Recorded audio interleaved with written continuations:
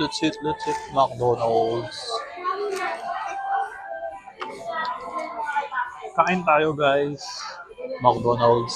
Kasi bumili ako nito. Alam niyo naman na toy collector tayo, di ba?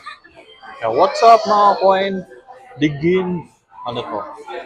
Actually, I love Jollibee Chicken Joy more than chicken ni um, McDonald's. So, dahil sa mga toy ni McDonald's, papabili ako ng ano ng McDonald's.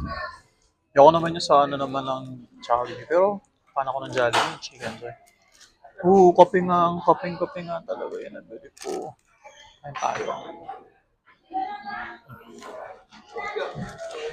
Perfect. Toy part ang binigay nila. Just what I like most.